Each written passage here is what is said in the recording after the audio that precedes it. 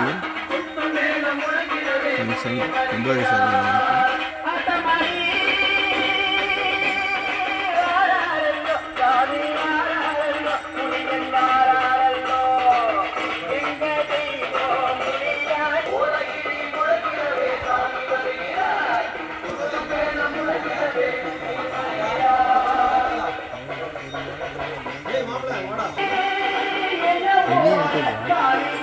ஒன்றும் எடுக்க முடியாது சுரேஷ். இந்த வீடியோ காரம் மாதிரி எடுத்துட்டேன். ஆமாம்